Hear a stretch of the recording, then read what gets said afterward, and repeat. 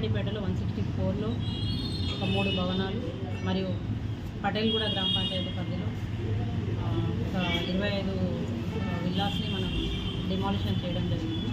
వీటి గురించి పబ్లిక్ అందరికీ బ్రీఫ్గా తెలవాలనే ఉద్దేశంతో ఈరోజు మనం ప్రెస్ మీట్ అరేంజ్ చేయడం జరిగింది.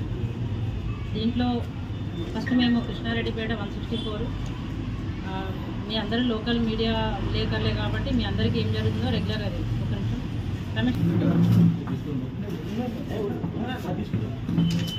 ప్రింట్ ఎలక్ట్రానిక్ మీడియా ద్వారా మేము పబ్లిక్కి చెప్పేది ఏంటంటే, నిన్న మనం హైడ్రా నేతృత్వంలో డిమాలిషన్ చేసినటువంటి 164 కానీ, తర్వాత పటేల్గూడలో 12 సర్వే నెంబర్ గవర్నమెంట్ సర్వే నెంబర్లో డిమాలిషన్ చేసిన బిల్డింగ్స్ అన్నీ కూడా మనం ప్రాపర్గా నోటీసులు ఇచ్చి, తర్వాత గవర్నమెంట్ ల్యాండ్ అని వివిధ పత్రికలలో ప్రచురితమై, తర్వాత సర్వే చేయించి పై అధికారుల అనుమతి తీసుకొని దాని మీద అనుమతులు ఏముంటుంది వాటికి క్యాన్సిల్ చేయించి తర్వాత వాళ్ళకి సమయం ఇచ్చి చేయడం జరిగింది. అవన్నీ కూడా అన్ఆక్యుపైడ్, అది ఎక్కడ కూడా ఆక్యుపెన్సీ జరగలేదు. జరిగిన బిల్డింగ్స్ మనం వదిలేయడం జరిగింది.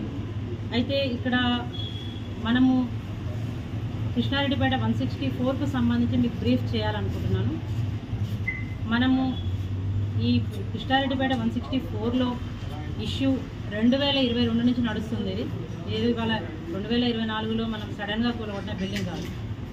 అతను 2022 నుంచి అతను 165, 166 అనేవి పట్టా నెంబర్లు. దాని పక్కన ఆనుకున్నటువంటి 164 అనేది ప్రభుత్వ సర్వే నెంబర్, 44 ఎకరాలు ఉంటుంది. అయితే అతను 165, 166 ప్లాట్లు నెంబర్లతో, అంటే ఒకరు 92 ప్లాట్ నెంబర్ ఉంది, ఒకరికి 90 ప్లాట్ నెంబర్ ఉంది. ఇలాంటి ప్లాట్ నెంబర్లు వేసుకొని కృష్ణానగర్ లేఅవుట్ కింద అతను పర్మిషన్స్ తీసుకొని బిల్డింగ్ పొజిషన్ వచ్చేసరికి 164లో కన్స్ట్రక్షన్ స్టార్ట్ చేశాడు.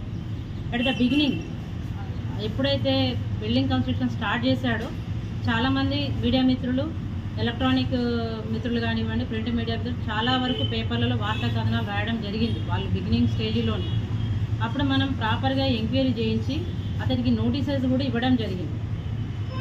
10/5/2023 నాడు జీపీ నుండి నోటీస్ ఇచ్చారు, ప్రాపర్ నోటీస్ ఇవ్వడం జరిగింది. దాని తర్వాత 16/10/2023 నాడు కూడా జీపీ నుంచి ఒక నోటీస్ ఇవ్వడం జరిగింది. తర్వాత 28/10/2023 నుంచి కూడా వాళ్ళకు డిపిఓ గారు రిపోర్ట్ తీసుకొని మళ్ళీ నోటీస్ ఇవ్వడం జరిగింది. అంటే దఫతవాలుగా వాళ్ళకి నోటీస్ ఇచ్చుకుంటూ ఇది మీరు అక్రమ నిర్మాణాలు కన్స్ట్రక్షన్ చేస్తున్నారు అని వాళ్ళకు ప్రాపర్ నోటీస్ ఇచ్చుకుంటూ వాళ్ళ యొక్క ఎక్స్ప్లెనేషన్ అడిగి వాళ్ళు సబ్మిట్ చేసిన ఎక్స్ప్లెనేషన్ కరెక్ట్ లేదు, మీ బిల్డింగ్ అనేది 164లో వస్తుంది అనేది వాళ్ళకు సీక్వెన్స్గా, అంటే మన పంచాయత్ సెక్రటరీలు కానివ్వండి, లోకల్ ఉన్నటువంటి ఆఫీసర్లు కానీ ఇవ్వడం జరిగింది. దాని తర్వాత మేము 23/24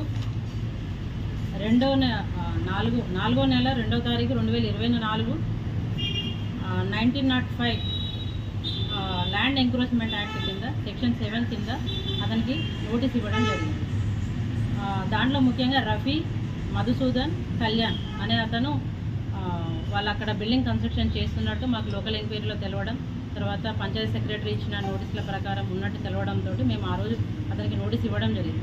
నోటీస్ కంటే ముందుగా అతనికి చాలాసార్లు 2020 నుంచి కానీ 2023 నుంచి కానీ అతనికి సీక్వెన్స్గా ఇది మీరు కట్టకూడదు అని మనం తహసీల్ ఆఫీస్ నుంచి కానీ గ్రామ పంచాయతీ ఆఫీస్ నుంచి కానీ అతనికి కట్టకూడదు అనేది చెప్పి ఉన్నాము. దాని తర్వాత మేము అడిషనల్ కలెక్టర్ గారి ఆధ్వర్యంలో 23/5/2024 కూడా అదనపు collector, local bodies sir, MPDO గారు, మేము మా ఆఫీస్ నుంచి అందరం వెళ్ళి అక్కడ మీరు కన్స్ట్రక్షన్ చేయకూడదు అని బోర్డ్స్ ఏర్పాటు చేశాము. పెయింట్ తోటి అక్కడ ప్రభుత్వ భూమి అని రాయించాము.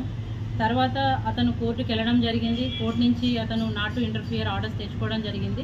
అయినప్పటికీ కూడా స్పీడ్గా బిల్డింగ్ కన్స్ట్రక్షన్ జరగడంతో మేము కూడా ఫస్ట్ లెవెల్లో అందరు చూసారు, మేము అప్పుడు అందరి మీడియాకు పెట్టాము.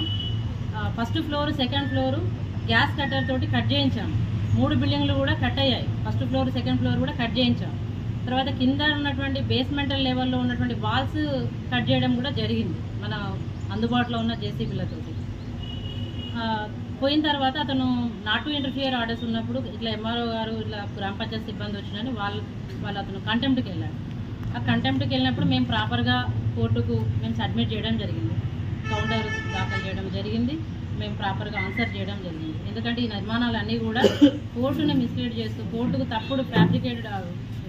తప్పుడు ధృవీకరణలు అంటే 165 సర్వే నెంబర్ 166లో ఉన్నట్టు తప్పుడు ధృవీకరణ చూపించుకుంటూ కోర్టును కూడా తప్పుదారి పట్టిస్తూ అతని నిర్మాణాలు మాత్రం 164లో ఉన్నట్టు మేము సర్వే రిపోర్ట్ ద్వారా కోర్టు జీపీ గారి ద్వారా మేము ప్రాపర్ ఇన్ఫర్మేషన్ కలిసి అందజేయడం జరిగింది. కౌంటరు అది అప్రూవ్ కూడా అయింది.